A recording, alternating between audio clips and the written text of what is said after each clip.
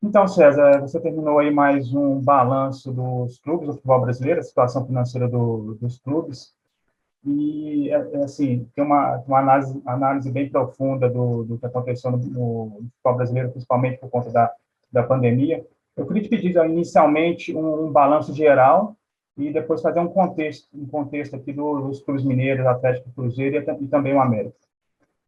Ah, legal, Thiago. Vamos lá. Acho que assim, o futebol tem duas visões quando a gente olha o ano passado, né, o ano 2020.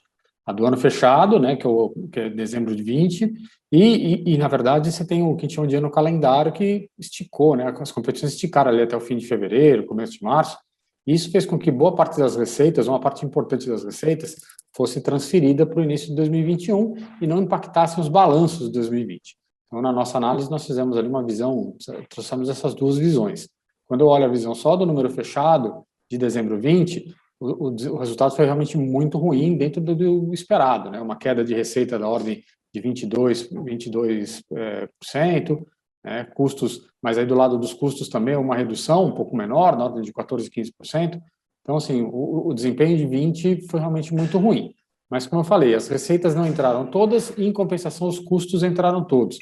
E aí, quando você faz o ajuste, né, quando você traz aquelas receitas, especialmente de TV, que migraram para 2021, o percentual de redução é um pouco menor, né? São 13% de redução de receitas, e o grande impacto que o futebol viu foi na redução de bilheteria e um pouco de sócio-torcedor. No mais, as receitas foram bastante próximas, até positivamente, quando a gente olha de maneira consolidada. Acho que tem uma outra receita que não veio tão bem quanto se esperava, que era a venda de atletas, mas isso também impacta o que ocorreu, vem impactado pelo que ocorreu na Europa, né? Os clubes também, de certa forma, atingidos pela pandemia, reduziram investimentos, reduziram contratações. Então, isso acabou afetando também o futebol brasileiro, ali com 60, 70 milhões de euros a menos de negociação de atletas. Tá? Então, o futebol brasileiro ele sofreu muito, essa questão de receitas caindo muito mais do que custos acabaram impactando também aumentos importantes de dívida na maior parte dos clubes, dado que não sobrou dinheiro para manter as contas em dia de todo mundo. Então, sobra, na verdade, um grande desafio para 2021, que é, a partir deste cenário, enfim, ainda que de alguma forma com pandemia, com falta de público, como que os clubes vão reenquadrar a sua situação de dívidas, né, a partir deste momento. No, E a gente vai falar mais especificamente sobre o Atlético e Cruzeiro, nesse balanço. O que você percebeu aí que chama atenção? A gente sabe que os clubes vivem situações diferentes, mas eles têm certa dívida parecida, né? Perto ali de 1 bilhão. é verdade. Acho que a gente tem que analisar os dois, apesar desses volumes grandes de dívidas, sobre óticas também completamente diferentes, né? A ótica do Cruzeiro é de completa reconstrução. Né? No ano passado a gente falava que o clube precisava se reconstruir ou recomeçar, de certa forma, e é neste sentido que nós vimos 2020. Né? Um clube que perdeu receita, que se viu extremamente endividado, jogando a Série B, o que reduz, de fato, né, acesso a receitas, que boa parte já tinha, inclusive, sido adiantadas. Então, é um clube em completa reestruturação, completa reconstrução. É por isso que a gente viu um clube que acabou não conseguindo nem voltar para a Série A, um fato raro para um clube grande que cai para a Série B. Então, o processo do Cruzeiro é um processo muito lento. Vai demorar algum tempo para ele conseguir se reestruturar, dado que o volume de receitas continua baixo, não tem receita de bilheteria também em 2021, as receitas de TV são pequenas por jogar a Série B. Enfim, é um clube que vai demorar muito tempo para se reenquadrar. E quando voltar para a Série A, mesmo com receitas maiores, aí tem que lidar com um nível de endividamento muito alto. Então, ao torcedor cruzeirense, resta ter muita paciência e confiar de que esta gestão é capaz de fazer esta mudança, essa reconstrução. Para o Atlético, a situação é diferente, né? A gente não está num processo de reconstrução, mas um processo de construção de um Atlético maior, de um clube mais forte, né? Então, é uma marca grande, é uma marca tradicional, muito forte, que recebeu grandes aportes de investidores para fazer investimento e construção de um time ainda mais forte. Então, esse aumento de dívida que nós vimos em 2020 estão muito associados a este momento, né? Um momento de investimento para fazer um time mais forte, que junto com um processo de reestruturação que foi feito lá dentro, né, com contratação de consultorias, reavaliação de cenários, inclusive um aspecto importante, foi criado uma diretoria de inovação que é raro hoje no futebol brasileiro. Então, a gente vai encontrar um Atlético endividado, mas com alternativas. A primeira alternativa tem ainda um shopping center lá dentro, metade de um shopping que pode ser vendido e parte disso negociar as dívidas. Uma parte grande das dívidas ainda é com os investidores, que tem um perfil bastante razoável, longo, de custo baixo. Então, não é que não me incomoda, mas assim, o Atlético tem alternativas, tem saídas e soluções para essa dívida, e especialmente baseado na construção de um estádio, que no longo prazo pode dar mais retorno. Então, são dois clubes em situação completamente opostas. É o Cruzeiro em reconstrução e o Atlético Mineiro em construção, né, em desenvolvimento. Tá? Então, preocupam, as dívidas sempre preocupam, mas com saídas e alternativas bastante diferentes entre os dois clubes. Uhum. Vamos detalhar cada clube aqui, vamos começar pelo Atlético. Eu queria te fazer uma pergunta assim, o Atlético está fazendo esse aporte grande aí com a ajuda de mecenas, né, de empresários. Qual que você vê, o tamanho desse risco, desse aporte? E se, por tudo aquilo que o Atlético tem passado aí para o mercado, aportando dinheiro e também fazendo alguns ajustes de corte de despesa, de uma gestão mais profissional, você acha que já se assemelha àquilo que se pensa de um clube empresa? O caso do Atlético, veja, tem um bom volume de recurso entrando e recursos de valor, de prazo, em tese, bastante alongado, né? Acho que o grande risco do Atlético hoje é o projeto, como está desenhado, não atingir os objetivos pensados no seu início, né? Que é crescer bastante a receita, fazer do estádio um estádio que gera mais de 100 milhões de reais de receita, enfim, e com isso você transforma um clube de 200, 220, 250 milhões de receitas num clube de 400, 500 milhões de reais de receita. Então, se isso não dá certo, dificulta, de certa forma, essa capacidade de pagamento dessas dívidas que o clube tomou, tá? Então, acho que esse é o principal risco do Atlético hoje. É o modelo, é o plano desenhado, não dá certo. O que acontece? E esse é um risco real, né? Porque assim, o futebol não é uma atividade onde você compra uma máquina e você sabe quanto ela vai produzir e o quanto você vai reduzir de custos, né? No futebol, você vai fazer os investimentos, vai contratar atletas, vai construir um estádio e talvez nem sempre você vai conseguir absorver tudo aquilo que você imaginava, porque o esporte é muito imprevisível. Mas o grande risco do Atlético está aí. Agora, como eu comentei, o Atlético tem algumas alternativas que são a venda da outra parte do shopping e um perdão, um alongamento, como foi feito recentemente com partes dessas dívidas. Então, tem características de clube-empresa, como você comentou, tem, de certa forma, que é o aporte de o que seria um acionista colocando dinheiro no clube. Então, tem ali um pouco de um caminho para um clube-empresa, que é o que o Atlético eventualmente está trilhando aqui, conforme a gente está vendo. Você acha que a Arena, esse projeto da Arena, do estádio do Atlético, e até comparando com outros clubes, ela pode realmente ajudar a alavancar essas receitas do clube, ou isso também é uma expectativa que a gente só vai ver na prática?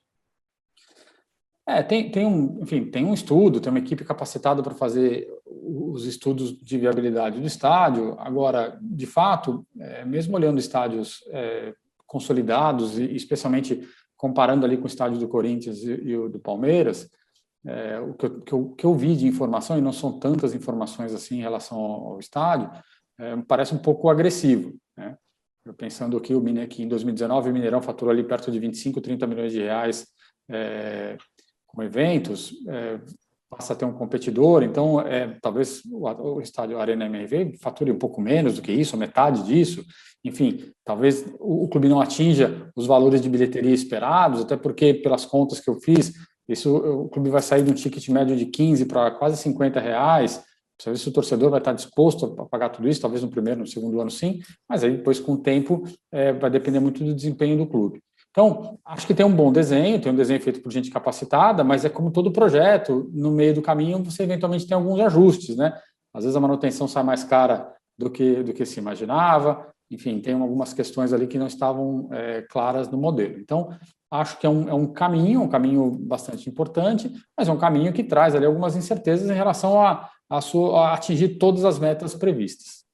tem um assunto que se discute muito aqui, principalmente no conselho do clube, que é vender essa outra metade do shopping para poder pagar dívida e investir realmente no futebol. Só que tem uma parte a favor, uma parte é contra, porque acha que o shopping pode valorizar, ele rende, se não me engano, 10 milhões por ano. Seria interessante fazer essa venda para amortizar aí as dívidas, ou é bom ter guardado lá para uma eventualidade mais grave assim de acontecer no futuro? Essa é uma decisão complexa na mão do gestor, né? O fato das dívidas, parte delas já estarem alongadas nas estruturas de Profut, né, e semelhantes, e outra parte está na mão dos investidores, né, dos associados, faz com que reste ali na minha conta perto de 400, 500 milhões de reais para serem tratados de alguma forma, né? Eu acho que o custo de oportunidade desta dívida é mais caro do que, eventualmente, o benefício do ganho e valorização desse shopping no longo prazo, né?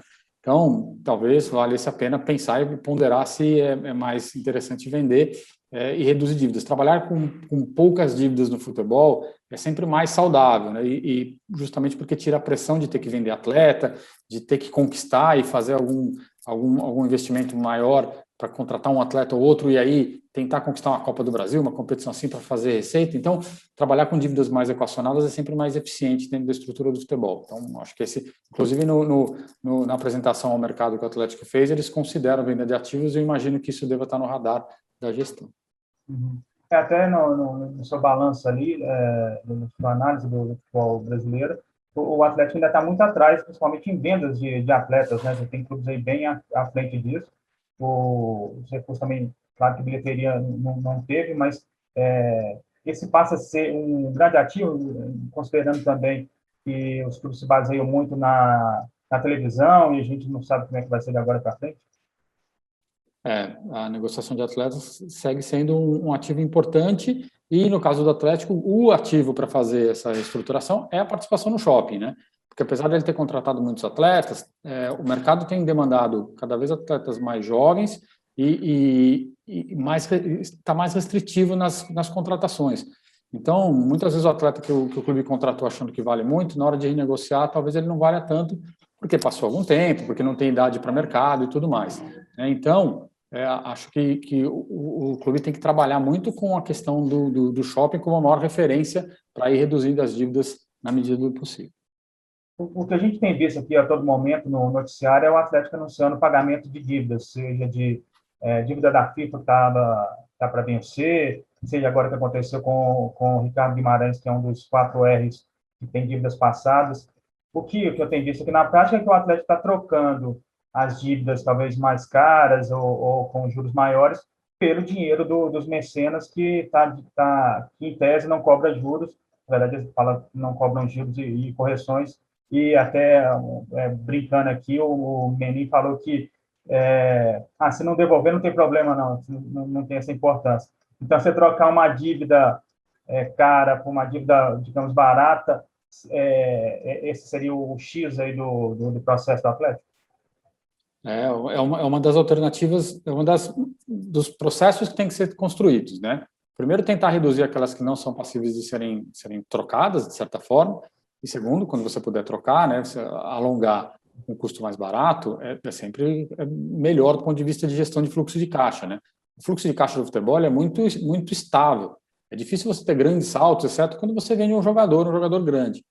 Se não, o fluxo de caixa é mais ou menos delineado, né? Se quando tem público, é ali aquela receita de bilheteria e sócio-torcedor mais ou menos conhecida, TV também mais ou menos conhecida, patrocínio que também você tem ali, não dá para ter muito mais patrocínio do que os clubes já têm, exceto com valores um pouco maiores. Então, o fluxo de caixa é muito estável. Se você conseguir encaixar as dívidas neste fluxo, alongando bem o prazo e reduzindo o custo, é o que o clube tem que fazer para, no longo prazo, né, para no tempo ir reduzindo e saldando todas essas suas obrigações. Pensando no Flamengo e Palmeiras como os principais concorrentes que o Atlético tem nesse momento, em que pé que ele está ali, não na parte técnica, digamos assim, mas na parte de gestão, a gente sabe que os dois clubes adotaram posturas diferentes aí para se destacar, né? Um com aporte e outro, digamos, organicamente. O Atlético se compara muito mais com o que foi feito no Palmeiras do que no Flamengo, né? Enfim, um processo mais acelerado, vamos dizer assim, de crescimento e investimento. O caso do Palmeiras, a gente pode dizer que deu certo, né? As coisas funcionaram, enfim, o clube hoje é um clube, uma potência do futebol brasileiro.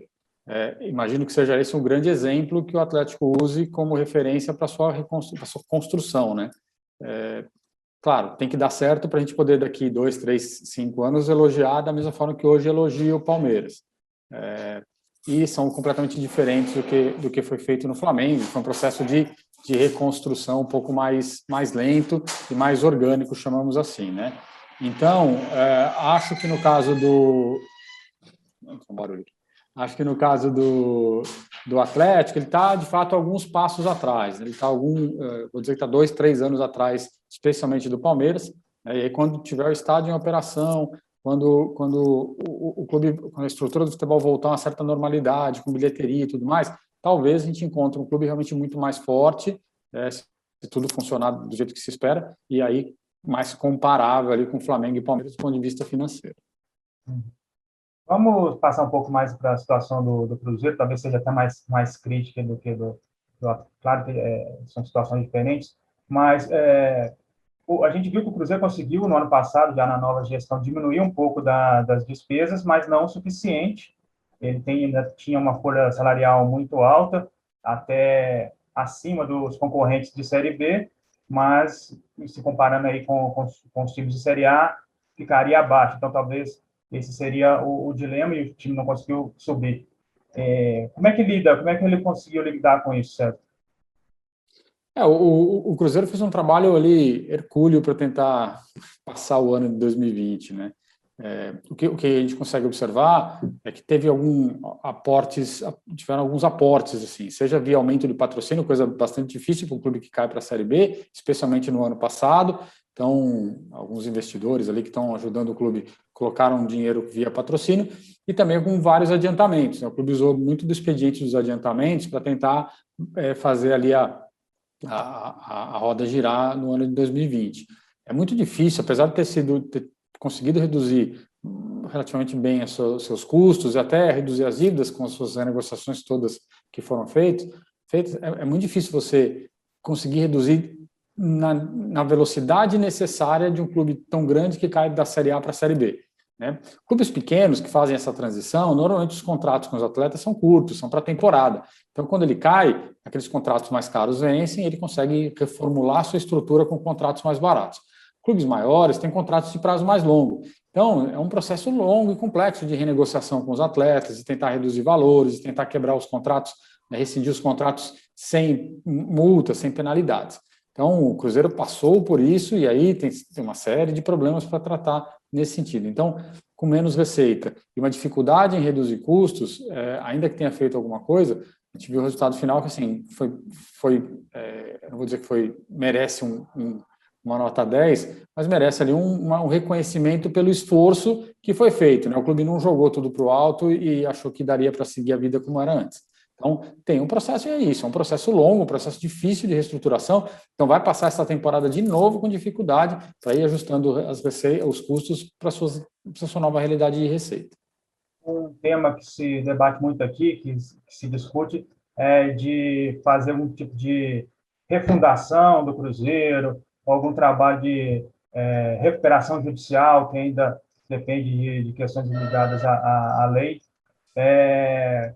O que você explicasse, até já conversei com você em umas outras oportunidades, com relação principalmente à questão dessa refundação do Cruzeiro, que é difícil, né? Não adianta você fechar a porta aqui, deixar as dívidas, mudar para a casa do lado, e os credores sabem que você mudou para a casa do lado, é só mudar o símbolo, mudar o nome, assim. Então, eu queria que você explicasse um pouco disso, da parte de refundação e recuperação judicial, se seriam alternativas para o clube. Essa é uma decisão também bastante complexa do ponto de vista legal e tudo mais, né? Porque normalmente a nova empresa pode ser considerada uma sucessora da antiga, né? Assim, você refunda o mesmo clube, se o conceito é mais ou menos o mesmo, é quase como você está tentando mostrar que, olha, eu deixei meus problemas ali guardadinhos no canto, vou começar de novo e quem tinha os problemas que se vire com eles.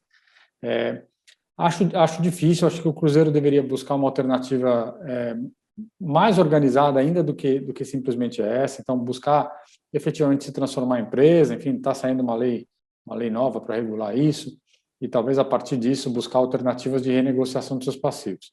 Mas, independente de qualquer coisa, hoje o clube deveria buscar alternativas efetivas de mostrar para os credores que, nos prazos que as dívidas estão, o clube não consegue pagá-las, né? Então, buscar alongamentos de prazo realmente bem mais longos, né? Enfim, tentando priorizar pagamentos mais curtos para as pessoas que tinham renda menor, que têm casos menores de negociação, enfim, tentando preservar os mais frágeis, mas tentando alongar na medida do possível. Boa parte dos problemas do clube são trabalhistas, são com atletas, e muitos desses atletas têm outros empregos, têm outros salários, enfim, o clube tem que buscar uma alternativa que seja sustentável, que garante ali, não prejudique ninguém, nenhum dos seus credores, mas especialmente que organize esse pagamento de uma forma a não ter grandes pressões de caixa. Vai ter que vender ativos, vai ter que eventualmente buscar um parceiro para aportar dinheiro quando se transformar em empresa, enfim, vai ter que buscar alternativas. A refundação sozinha, quando a gente já falou nisso no passado e tudo mais, ela é mais conceitual do que efetivamente prática, né? Porque eu tenho quase certeza que se tivesse uma refundação do clube, que significaria voltar lá da série, das últimas séries, ela traria junto parte dos problemas, né? O clube não ficaria livre de todos eles, porque certamente qualquer juiz entenderia isso como uma forma de tentar burlar ali os credores. Então, acho que cabe ao clube, sim, um processo longo de reestruturação, uma conversa muito, muito franca com os credores.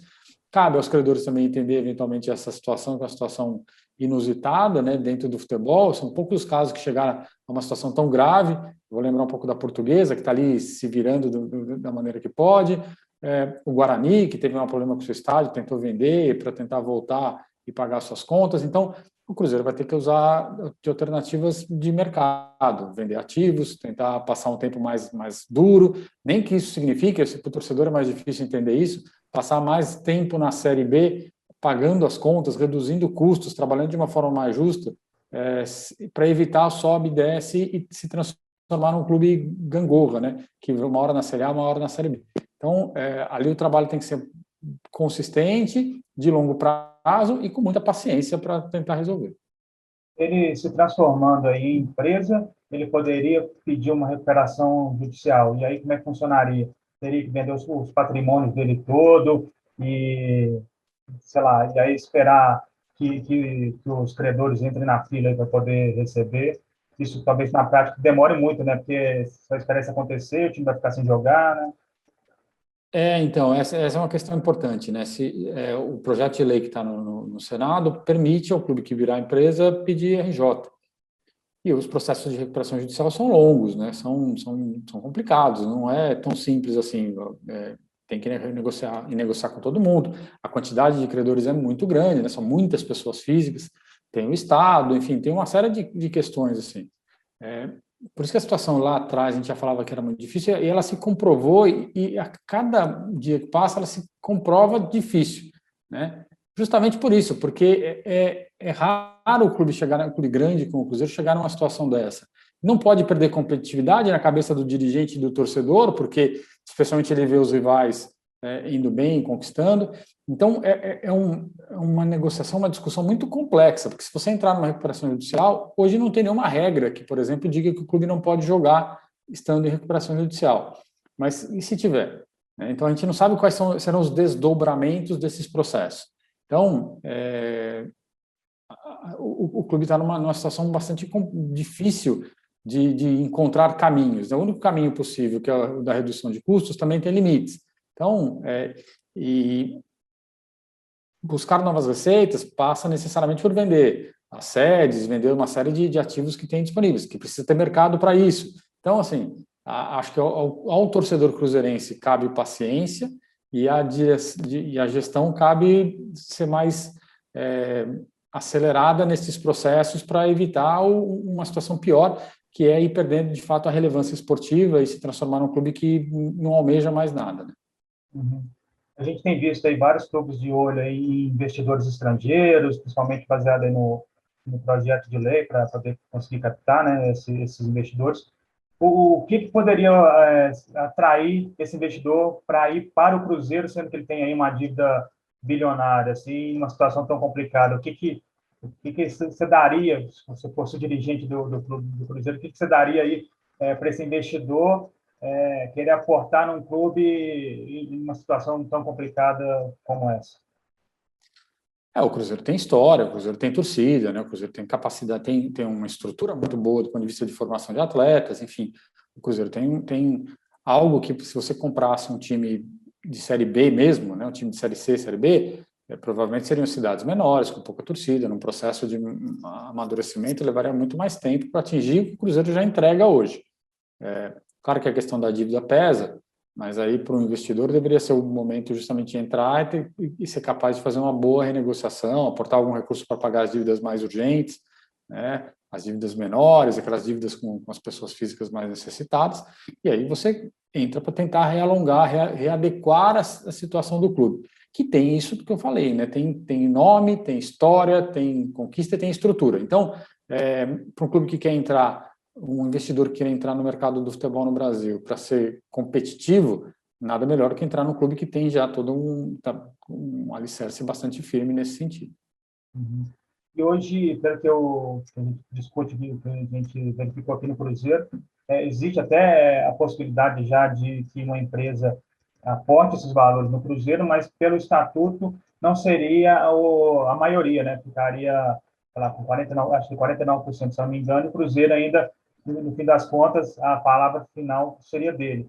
Como investidor, nenhum investidor quer isso, né? Nenhum investidor quer que o clube dê a última palavra, você está colocando dinheiro, ele que decide. Então, eles teriam que mudar essa regra no clube? E isso muito provavelmente vai ter que mudar para quase todos os clubes de futebol no Brasil, né? Se quiser receber investidor, muito provavelmente o investidor vai querer colocar dinheiro, mas vai querer participar efetivamente da gestão, né? Então, a mentalidade do torcedor e do dirigente é aquela só de receber os recursos e continuar gerindo. Não significa que o dirigente não possa fazer isso, mas significa que o investidor vai querer, dependendo do volume que ele vai aportar, ter gerência sobre o dia a dia, sobre o financeiro, sobre o esportivo, sobre as categorias de base. Alguma troca tem que haver, né? Eu acho improvável que tenhamos investidores colocando dinheiro e olhando só o clube fazer o que quiser fazer com ele. Então, acho que não só o Cruzeiro, mas qualquer clube no Brasil, qualquer torcedor que imagina que o seu clube possa virar empresa, que espera isso, tem que estar ciente de que o investidor vai querer mandar, né? Não faz muito sentido você comprar um negócio, ficar com minoritário, aportar e deixar na mão de quem já criou problemas tantas vezes. Não estou dizendo que é o caso do Cruzeiro, mas alguns outros dirigentes que criaram problemas tantas outras vezes, seguir administrando um negócio que já não vai bem, né? Então, acho que fica um recado para qualquer clube que queira passar por esse processo. O investidor vai tomar conta, né? E é natural que seja assim. Pipocam, a todo momento a gente tem notícias do Cruzeiro aí com alguma ação de jogador, alguma cobrança, muita coisa a curto prazo agora, dívidas da FIFA. Quando chega essa conta, chega a faca no pescoço, qual que é a solução assim imediata para o clube? Assim, ele tem que tentar arrolar isso, jogar um pouco mais para frente, ou fazer isso só está alongando a dívida, vai criar mais juros em cima disso. O que o clube pode fazer a curtíssimo prazo, digamos assim? Uma das dificuldades dos clubes que estão em dificuldades é justamente essa de não saber qual o tamanho real da sua dívida, né? Que toda hora aparecem ações novas e tudo mais. A grande questão é sentar e negociar. O primeiro passo é explicar o cenário e negociar. Falar, não é possível pagar essa conta agora, né? O clube não tem capacidade de pagar essas contas todas que chegam. Então, tem que ter uma boa assessoria de renegociação de dívida para sentar com os credores e falar, olha, nós precisamos de prazo, porque hoje o clube não é capaz de pagar suas contas, né? Então, acho que o único cenário nesse momento, dado que o clube provavelmente não tem acesso a novos recursos e as vendas de ativos elas demoram para acontecer, e, por exemplo, você vai pensar em vender um ativo agora, ele vale menos do que valeria de fato, porque todo mundo que vai comprar um ativo do Cruzeiro, seja um direito de atleta, seja uma sede, sabe que o clube precisa de dinheiro. Então, as ofertas sempre serão menores. Então, o clube, até para valorizar os seus ativos, precisa primeiro negociar os passivos, né? Colocá-los em fluxos que sejam capazes de serem pagos. Alguns não serão, e aí essa é a grande dificuldade, né? Como é que você consegue fazer isso dentro de um clube que vai ter 80, 90 milhões de receita e obrigações de 40, 50 milhões anuais? Sobra pouco para pagar o dia a dia. Então, acho que o grande desafio do Cruzeiro é encontrar alguém que consiga ser capaz de fazer essa negociação em nome do clube e agir o quanto antes para tentar resolver as questões dos ativos e as vendas deles, né? Porque já passamos um ano, mais um ano e meio dessa situação, né? E as coisas já deviam ter evoluído mais, ainda que o processo tenha sido já daquele janeiro de 2020 para cá, né? O clube já evoluiu bastante, mas ainda aquém do que precisa. Então, é um processo, de fato, como eu tenho insistido muito, lento, mas ele precisa continuar evoluindo, senão todas as novas dívidas significam novos problemas a serem administrados. Certo. Você já falou a questão aí do projeto, né, de clube empresa, você já deu uma acompanhada no que está sendo discutido lá, que foi aprovado, né, o texto da lei. Você falou que o Cruzeiro pode se beneficiar da recuperação judicial. O que mais, assim, o que pode ser o presidente do Cruzeiro, aqui, o Sérgio Santos Rodrigues, comemorou muito a aprovação desse projeto. O quão benéfico pode ser o Cruzeiro migrar para essa situação diante das regras que estão lá nesse momento? Ele vai ter a capacidade de ter acesso a capital, né? Acho que esse é o grande benefício que o projeto cria, virar empresa, e sendo empresa você pode receber acionistas e os acionistas aportarem recursos. Então, com isso, eventualmente, aliviar um pouco o cenário de caixa do clube. Mas, como você comentou, né, se o processo for esse de os investidores terem no máximo 49%, talvez o clube tenha que flexibilizar um pouco isso para atrair mais investidores ou atrair realmente grupos interessados em aportar dinheiro e aportar gestão. O grande desafio do clube é esse, é conseguir ultrapassar esta barreira psicológica de ter menos, de ser minoritário em relação a outro investidor. E o grande benefício é esse, é ter o acesso a capital e esse capital ser capaz de ajudar na reestruturação do clube. Certo. Estou querendo passar um pouco agora também já para o assunto do América, né, para um clube que tem uma característica bem diferente aqui de Atlético e Cruzeiro, que não tem tanta torcida, mas tem uma dívida, mas não é assim tão alta na comparação com os outros dois clubes, né, daqui de Belo Horizonte. E ele está com o projeto em mãos aí, já preparado, esperando algum investidor. O que atrairia um investidor para o América? Menos pressão, o fato de hoje está na Série A e fica nessa dificuldade entre Série A e Série B. Como é que você poderia analisar a situação do América?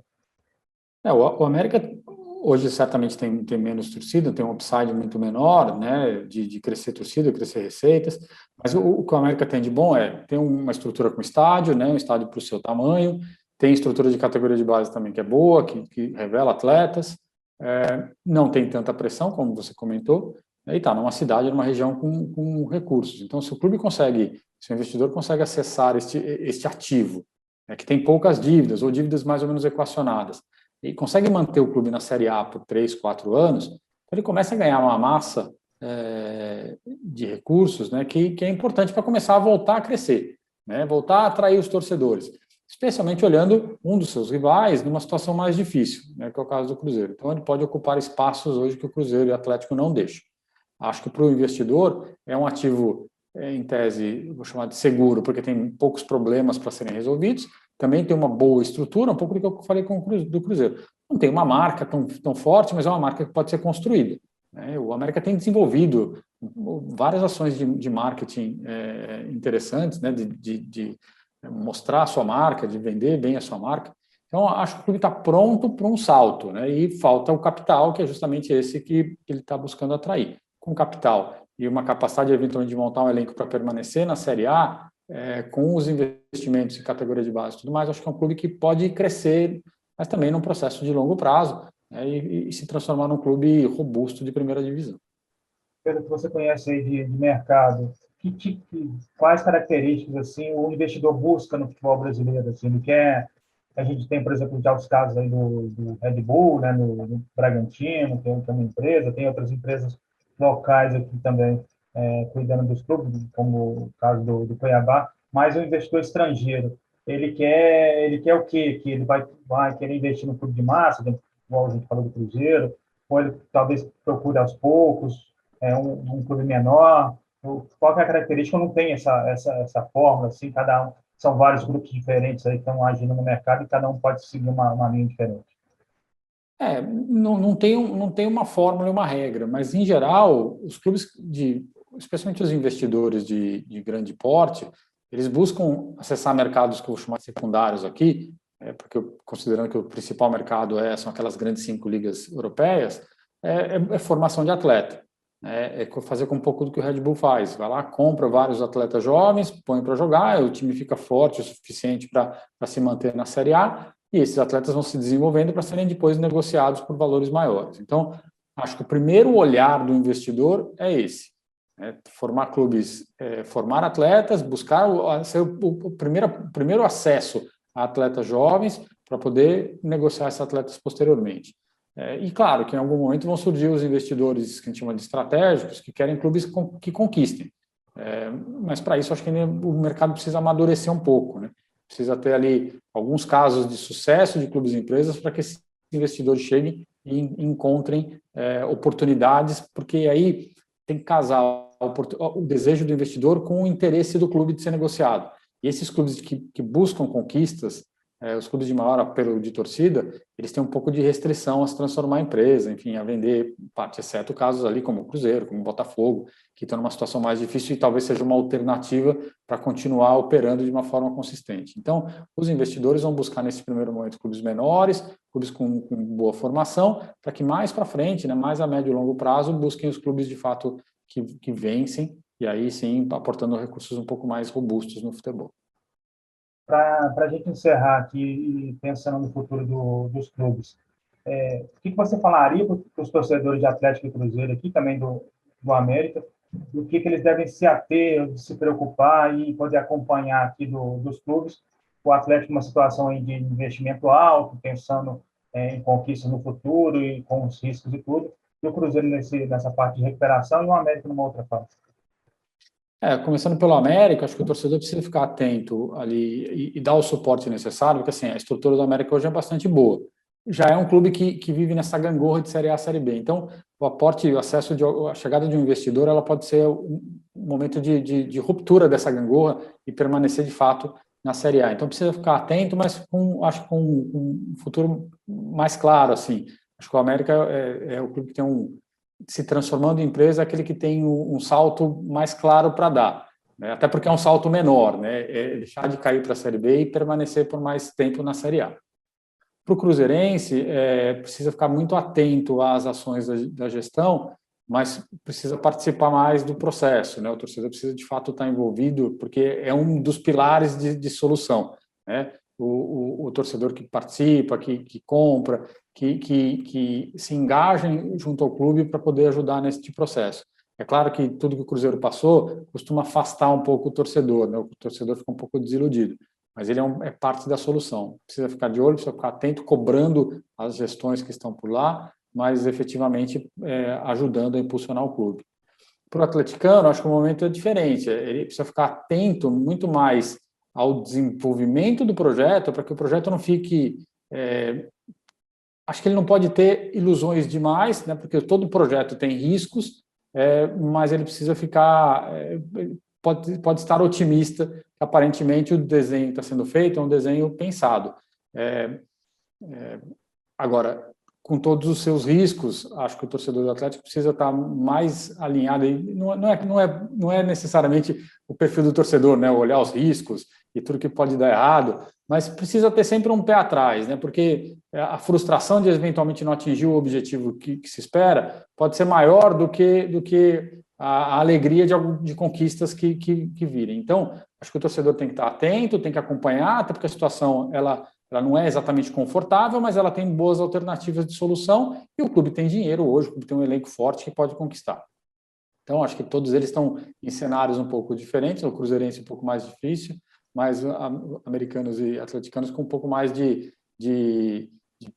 otimismo em relação aos seus futuros, mas tem que estar sempre atento para evitar surpresas ali e insatisfações, porque o torcedor ele é muito instável, assim, né? Hoje ele apoia tudo e amanhã ele desiste de tudo porque não atingiu a expectativa que ele tinha. Então, a expectativa tem que ser bem alinhada com o que o clube pode conquistar daqui para frente.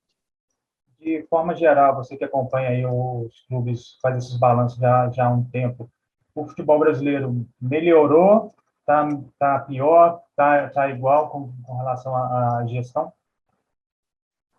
Assim, eu acho que as gestões elas vêm, na média, melhorando, né? Assim, você pegar a quantidade de clubes hoje que são bem geridos, ou tem pelo menos uma visão do que é uma boa gestão, é maior do que há 10 anos. Né? Então, a gente pode listar Flamengo, Grêmio, Palmeiras, Ceará, Fortaleza, Bahia, enfim, são clubes que têm uma visão muito clara, aí tem Bragantino, é muito claro do que é boa gestão. A gente ainda tem um bloco de clubes que não entenderam isso, e outros que já entenderam, mas vão ter dificuldades em se recuperar. Eu acho que o Botafogo entendeu isso, mas está numa situação difícil.